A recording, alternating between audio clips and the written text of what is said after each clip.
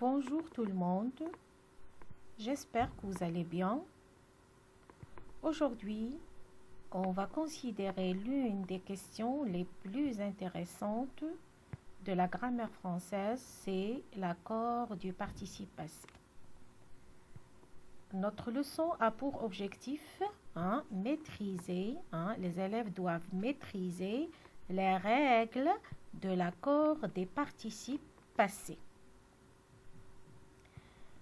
Et quand on parle de l'accord des participes passés, il faut d'abord faire la différence ou bien la distinction entre les verbes qui sont conjugués au temps composé avec l'auxiliaire avoir et ceux qui ont l'auxiliaire être.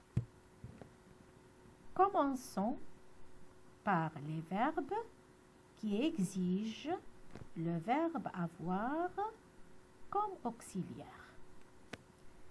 D'après la règle générale, on ne fait jamais l'accord du participe passé quand il est employé avec l'auxiliaire avoir. Donc, pas d'accord. Alors, je prends les deux exemples ici. Elle a rencontré son âme sœur. Ils ont couru. Alors, regardons la première phrase.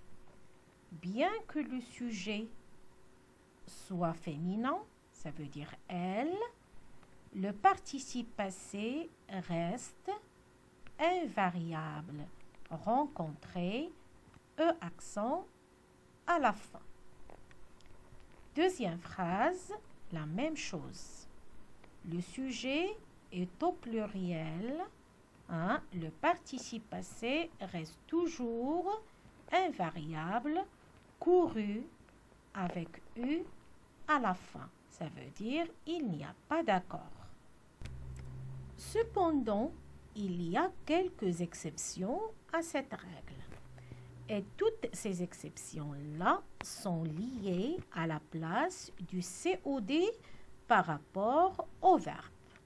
Donc, premièrement, rappelons ce que c'est un COD. Donc, un COD est un complément qui complète un verbe. Et il est placé directement,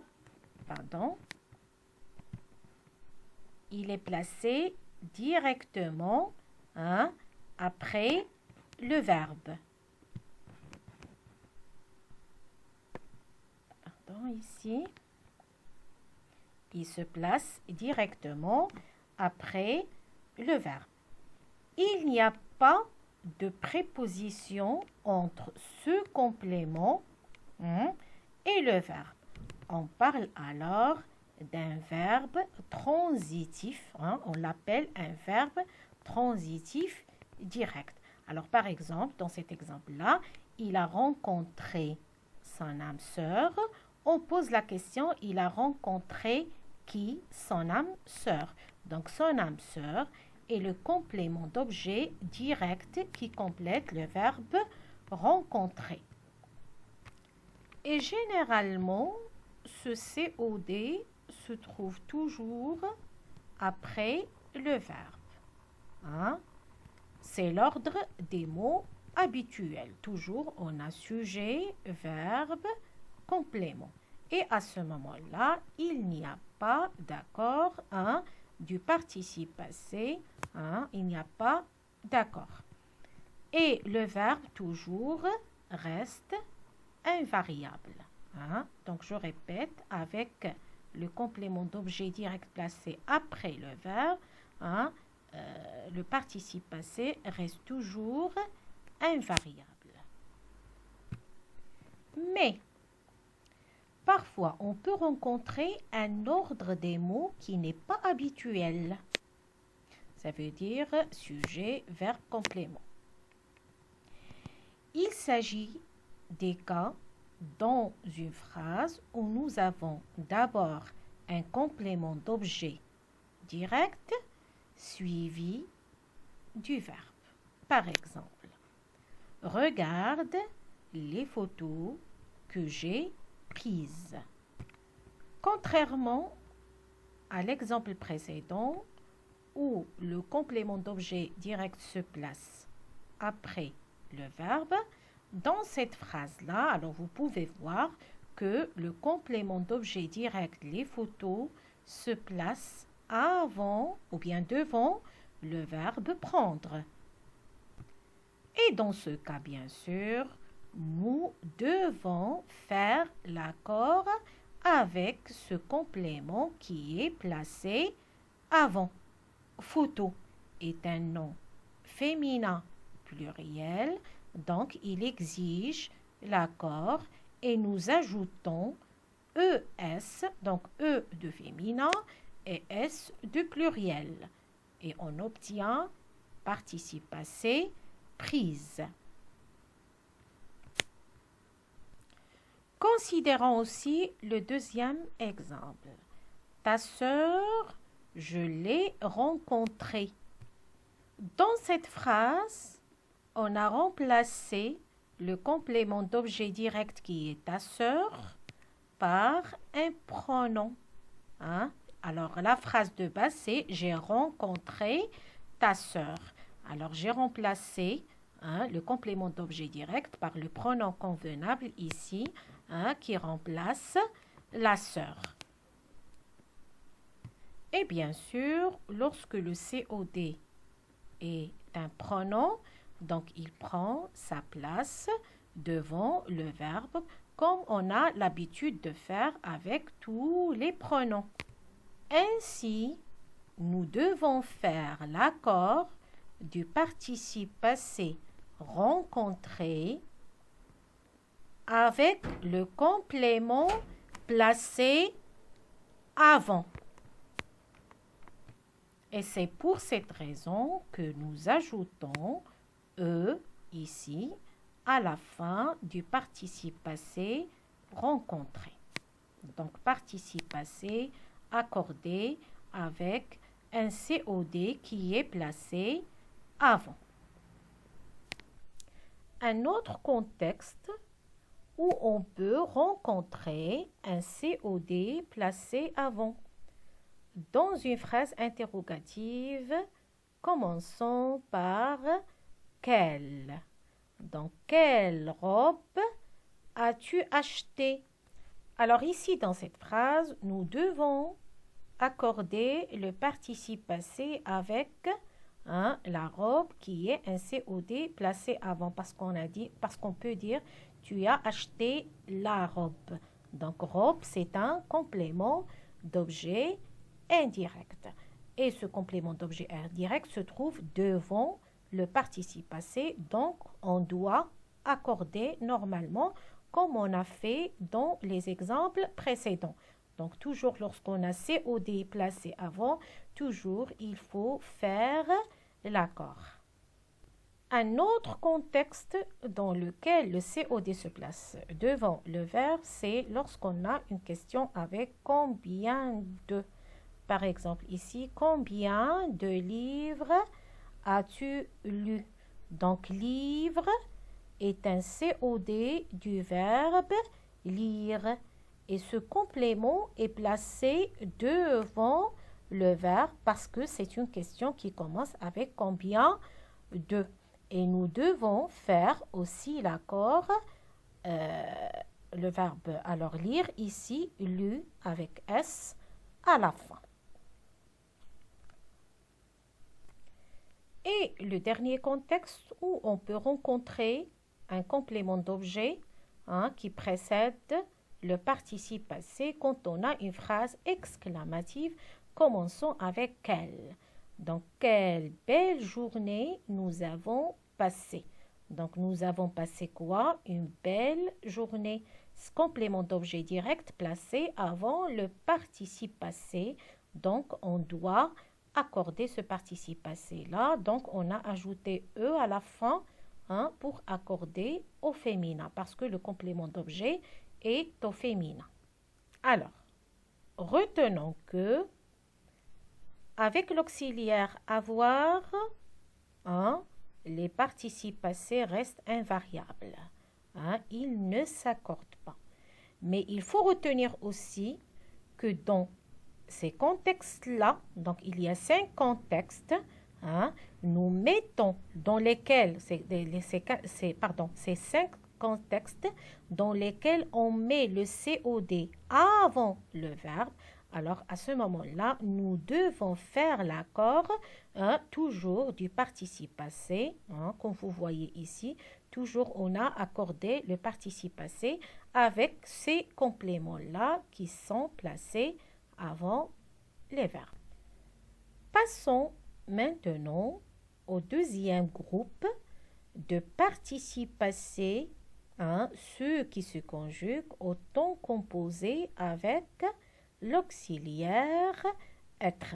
Donc, d'après la règle générale, nous faisons toujours l'accord entre le sujet, hein, et le participe, hein, du verbe qui est conjugué avec être, par exemple.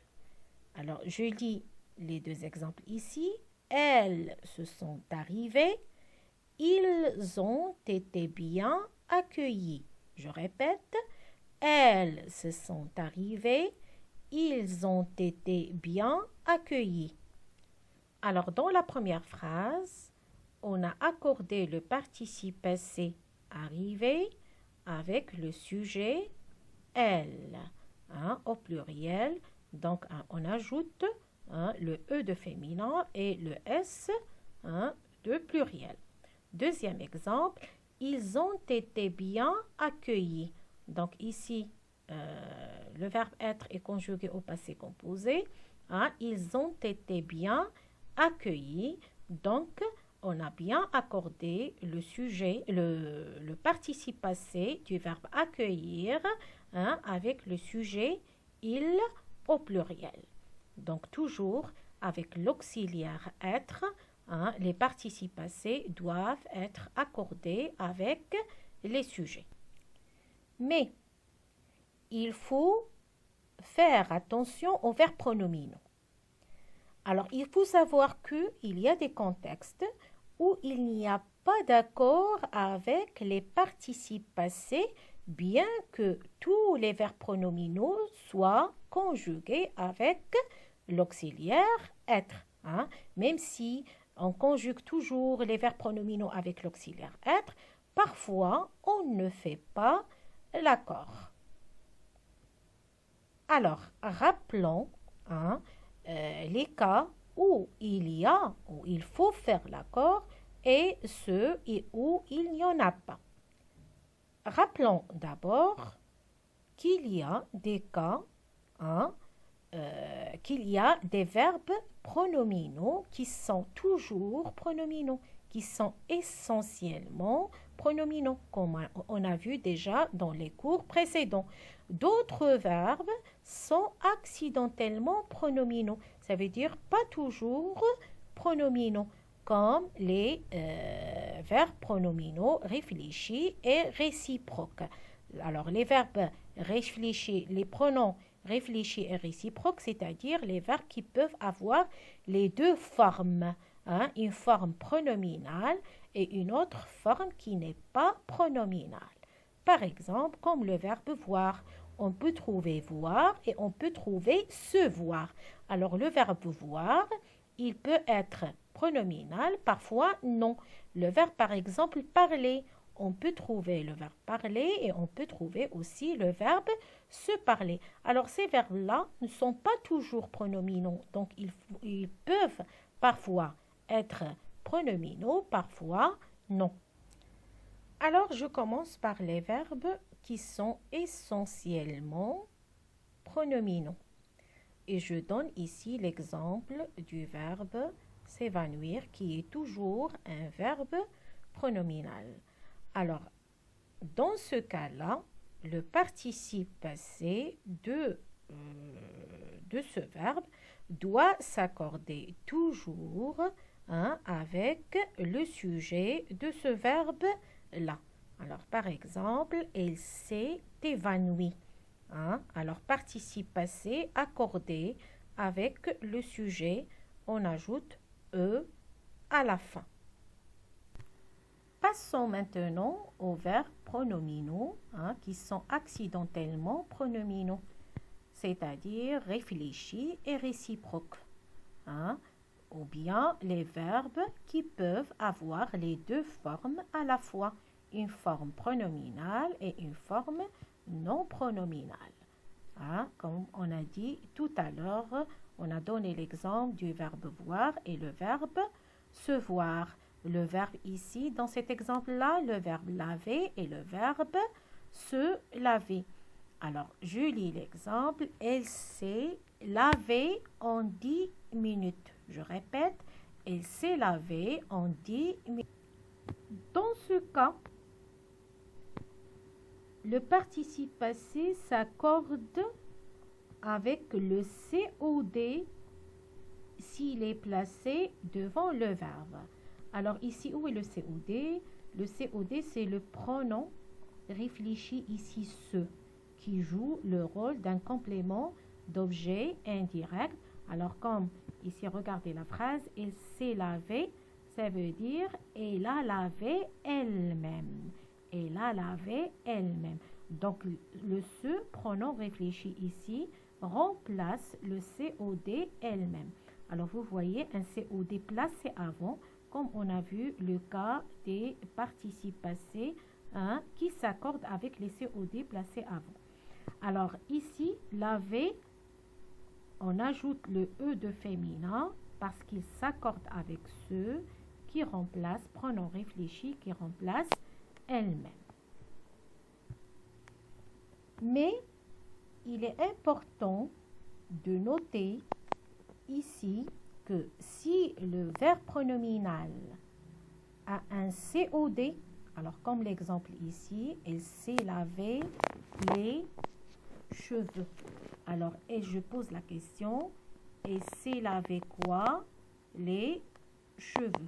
Alors, vous remarquez ici que le verbe se laver a un complément d'objet direct. Alors, si, je répète, si le verbe pronominal a un COD, autre que le pronom réfléchi, alors le pronom réfléchi est alors indirect. C'est un complément indirect. Donc, on ne va pas accorder avec un complément indirect. D'accord? Et dans cet exemple-là, le participe passé ne doit pas s'accorder. Alors, elle s'est lavé les cheveux. Donc, laver avec E accent. Reprenons maintenant l'exemple précédent où on a accordé le participe passé avec le sujet. Elle s'est lavée en 10 minutes. On a dit qu'on a accordé le participe passé avec le COD, qui est un pronom réfléchi placé avant le verbe. C'est bon. Alors l'exemple, ils se sont souris. Alors, vous avez remarqué ici qu'on n'a pas accordé le participe passé avec ce qui est un pronom réfléchi. Alors ici, tout simplement, on n'a pas accordé parce que le pronom ici, ce n'est pas un complément d'objet direct, mais un complément d'objet indirect. Et on ne fait jamais l'accord avec un complément d'objet indirect. Parce qu'on dit sourire à quelqu'un et on ne dit pas sourire quelqu'un. Alors vous allez me dire maintenant comment déterminer que le pronom réfléchi est un COD ou bien un COI. Comment le savoir? Alors d'une façon simple, il faut poser la question avec le verbe, comme vous faites pour les verbes non pronominaux. Alors ici, on peut poser la question, comme j'ai dit, ils ont souri à qui? Ils ont souri à qui? Donc, c'est donc la question à qui? Donc, la réponse à quelqu'un, c'est un complément d'objet indirect. Mais bien sûr, avec le complément d'objet indirect, on ne fait jamais l'accord.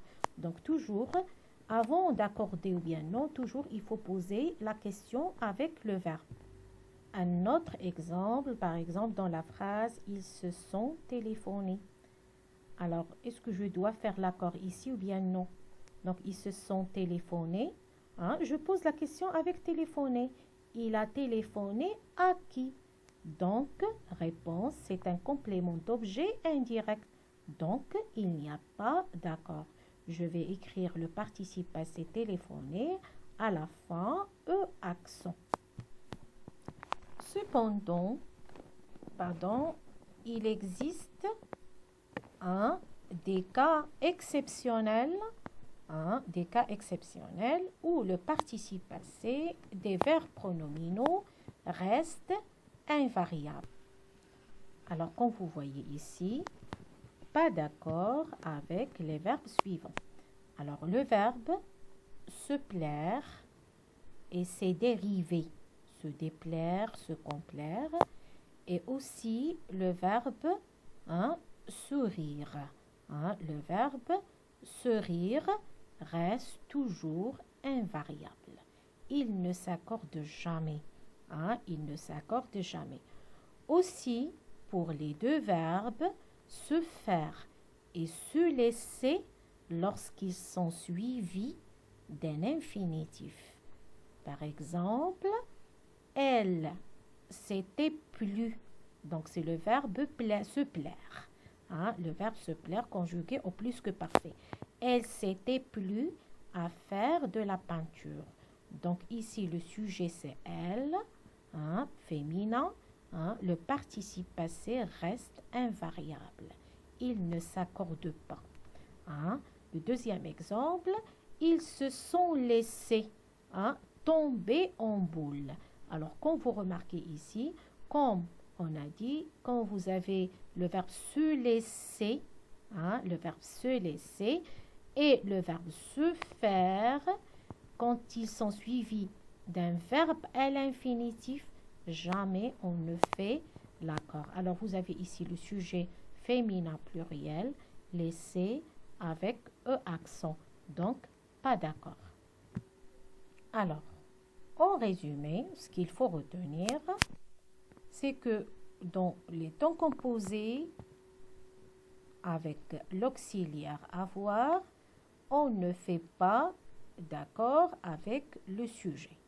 Mais quand le COD se trouve avant le verbe, parfois il est pronom, parfois il est un complément d'objet direct placé, avec les questions combien de ou bien quel, dans une phrase exclamative commençant avec elle, dans une phrase relative. Donc, quand le COD se place ou bien se trouve devant le verbe, on accorde. Donc, il y a accord.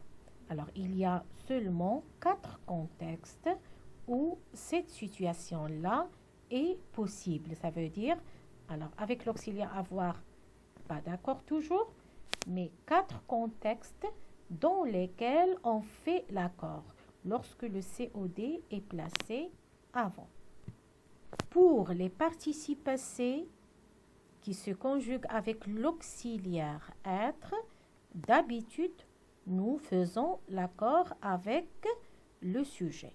Mais il faut faire attention aux verbes pronominaux. Nous ne faisons pas d'accord avec les verbes pronominaux réfléchis et réciproques quand le pronom réfléchi joue le rôle d'un complément d'objet indirect. Par exemple, ici, dans la phrase, elles se sont parlé à quelqu'un. Donc, parler à quelqu'un. Donc, ce ici, c'est un complément d'objet indirect. Donc, il ne faut pas faire l'accord E accent à la fin de parler. Alors, lorsque aussi avec les deux verbes se plaire et se rire, toujours, le participe passé reste invariable. Et finalement, avec les deux verbes se faire, se laisser, lorsqu'ils sont suivis d'un infinitif, toujours les participes passés restent toujours invariables. Alors, à la fin, essayez de faire les deux exercices page 136 et page 170. Hein? Alors, on va les corriger, Inch'Allah, dans la séance prochaine. À bientôt.